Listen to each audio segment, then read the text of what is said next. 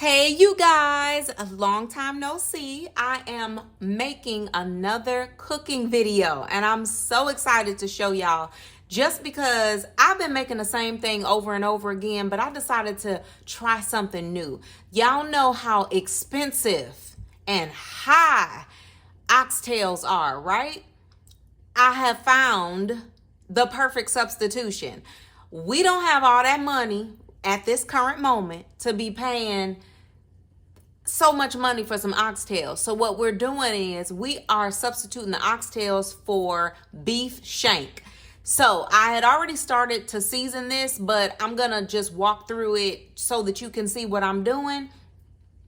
Beef shank, I made this last week. Listen, you cannot tell the difference if you make it right, if you simmer it right. It will be just as tender and flavorful as oxtails. So what I've already added so far is the smoked paprika, but I'm gonna go ahead and start seasoning it a little bit more so you can see what I like to add to my beef shank.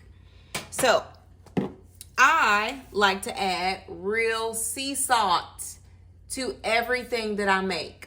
Okay, so I use real sea salt and I make sure that it's seasoned very well because the liquid that I'm going to add to this pot, I'm going to use like half beef broth and half water. So y'all know that the water will cut down on the sodium. So I'm going to season this really well with my real sea salt.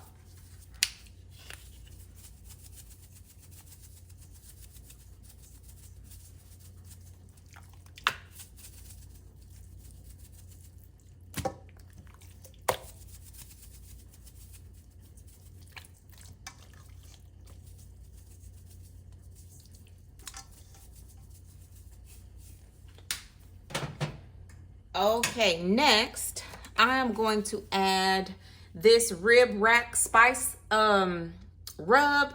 Now listen here, you guys, you don't have to use a Cajun spice. What I always like to do is look at the ingredients and see what it contains, and that determines whether or not I'm gonna use it. It doesn't matter that it says Cajun on the front. What this has is spices, garlic powder, onion powder, rice hulls, and paprika. So that will do for how I want my beef shank to taste. So we're gonna put a generous amount in here, and then I'm gonna massage all of that in there on the front and the back. Next, I like to use cumin. Cumin does not make your food all taste like tacos. It just gives a different flavor, like it brings out a great balance. So we're gonna use some cumin. And I don't want y'all coming for me in the comment section talking about, she using too many spices. No, I'm not. This is how I like to season my food. Okay, so next I'm gonna use some allspice. I love allspice because it gives it that jerk flavor without me having the dry jerk rub. Next, I'm gonna add just a little bit of cinnamon.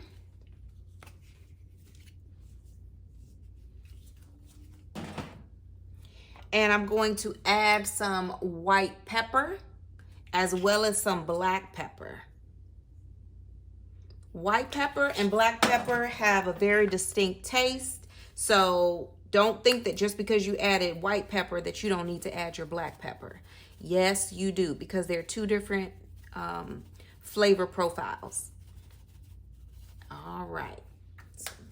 Black pepper, and then finally I'm gonna add just a little bit of onion powder because I like the way onion powder tastes. Oh no, well, that's good enough. That's what I would have put in there anyway.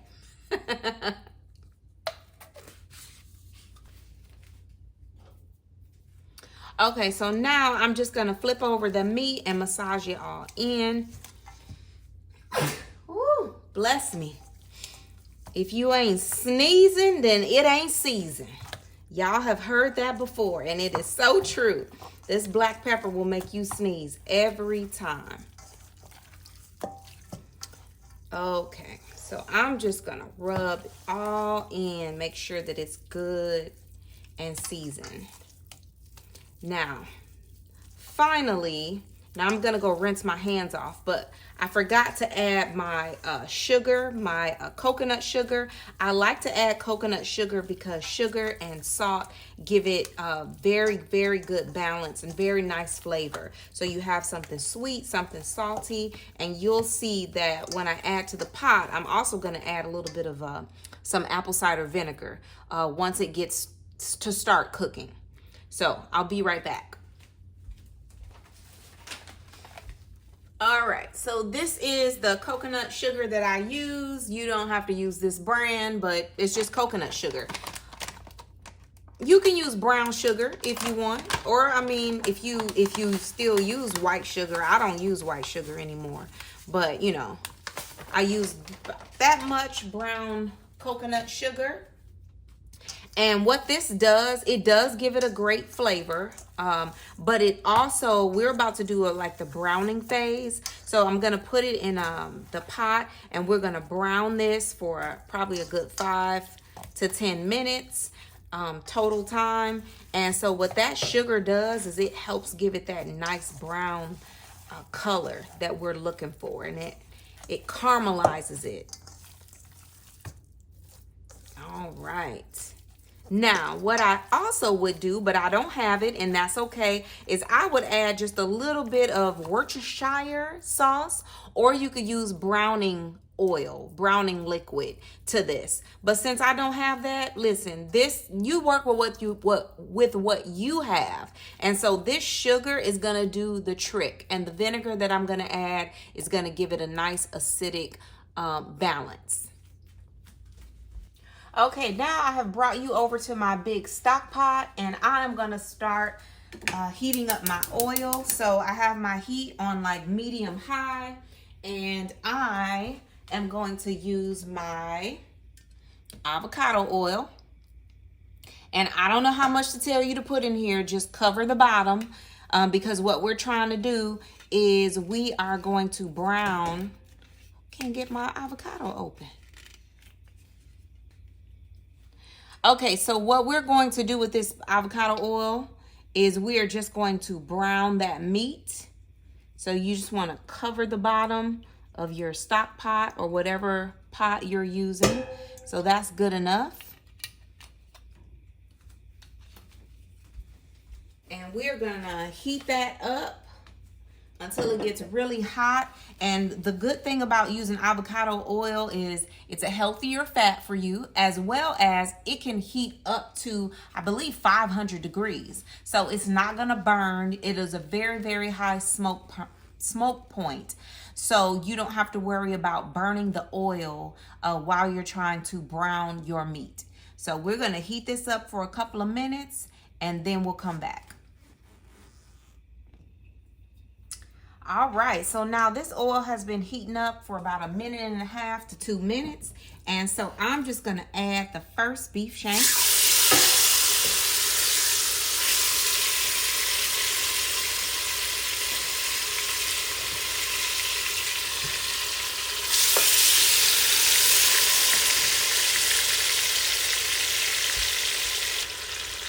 Okay, so we're gonna let this brown. Oh, I smell that brown sugar already. We're gonna let this brown for about 2 to 3 minutes on one side, flip it over and let it go another 2 to 3 minutes. It's been about 2 or 3 minutes, so we're gonna flip this over. See that? That's a good, nice brown color. Yes.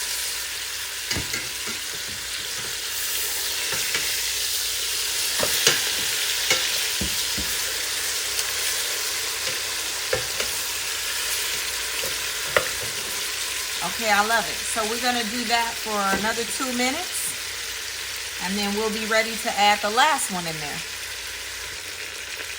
All right, so now we're gonna remove these from the pot, nice and brown, and we will add our last one.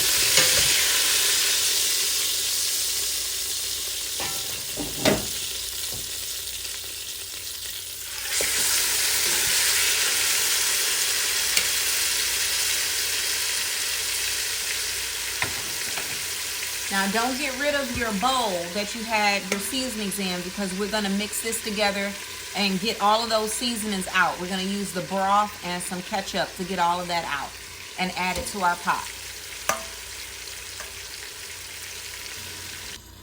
Okay, so while the meat is browning, I'm going to just chop up my vegetables. So I have a green bell pepper, red, and just a purple onion. You don't have to use a purple onion. You can use a sweet onion or a regular yellow onion, whatever you want. But this is what I had. So I'm just going to chop these up, and then these are going to be added after we are done browning our meat. These vegetables have been washed. And you don't have to chop these up fine. Actually, I like mine chunky because I like to actually eat my bell pepper and my onion like with my meat as a big chunk.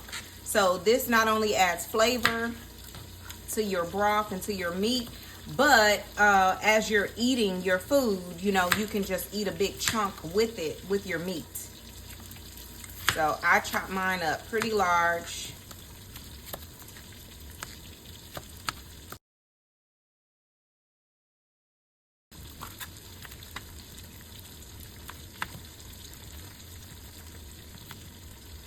Okay, so now I can tell that it's time for me to add my other meat back in there because it is smoking a little bit and you don't want your meat to burn. So I'm adding the meat back in the pot, and now I'm going to add some diced tomatoes.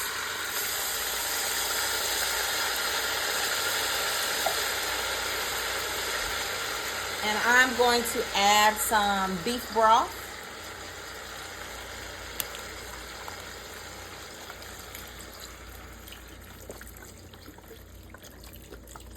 And this is going to prevent the bottom of my pot from burning, because you will taste a slight burnt taste. It kind of alters the taste of the broth if you've burned it too much at the bottom.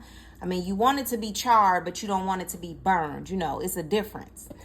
There's a big difference. So now we're going to take our seasoning that we had in our bowl, and we're going to add just a little bit of water to that and some ketchup. And we're going to get all those seasonings from around the sides of the bowl. So I just have some regular ketchup. I'm going to add it to my bowl.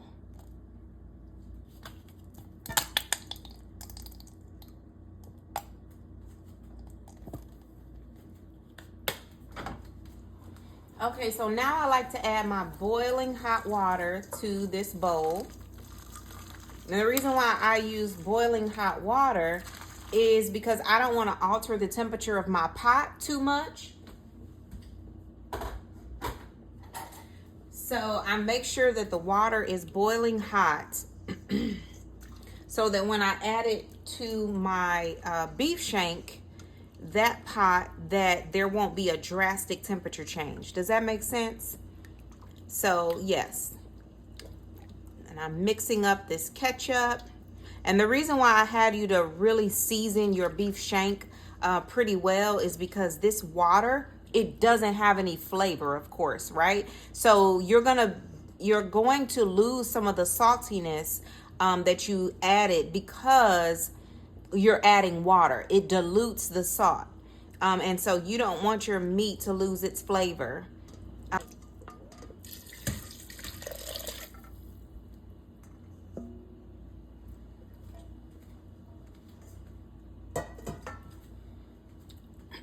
All right, and finally, last step is we're gonna add all of our vegetables. And you guys see, I didn't mention that I have some fresh thyme here. So we're gonna add all of that thyme to the pot. It just gives it an additional flavor that I love. I love a lot of thyme, okay? So I'm gonna just dump this whole thing in there, and then I'm gonna put all of my green bell peppers, red bell peppers, and my onions.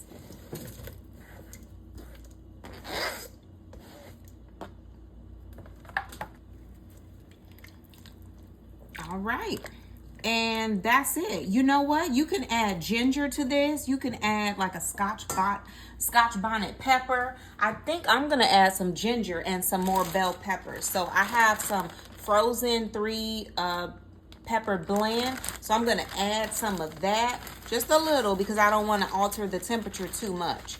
But I love lots of bell pepper, so I'm gonna add those. And I'm also gonna add some cubed crushed ginger that I have here. So I'll probably add about 2 or 3 to the pot, because I just love the way ginger makes this taste.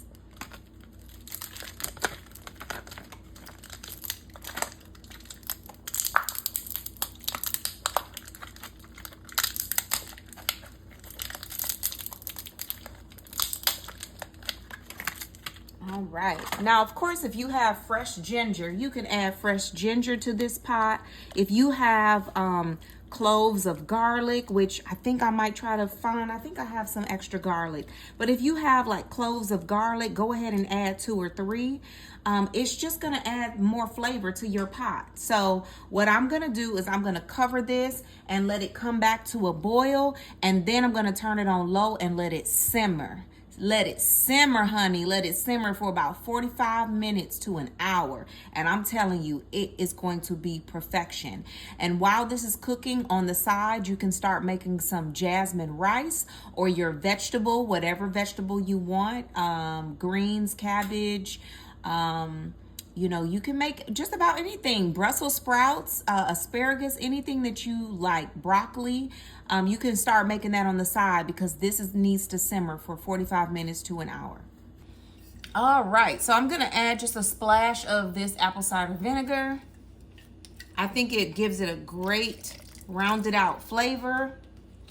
Helps tenderize the meat, in my opinion. So we're gonna cover it. Bring it to the boil. Bring it to a boil. My fire is on medium high, and then once it starts boiling, then I'm going to turn it down on low. Let it simmer. Okay, I'll be back. All right, everybody. So it's been about an hour that I let this stew, and this is very tender. As you can tell, these pieces have fallen apart. So I'm going to plate this up. Look how tender that is. Okay, so I'm gonna plate this up. I have my broccoli and I have my white jasmine rice.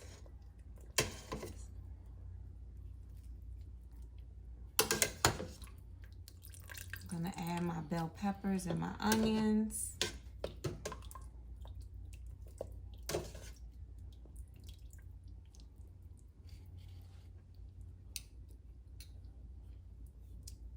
And then I like to add some avocado on the side, but that is it. That is our beef shank, and it is delicious. It tastes just like oxtails.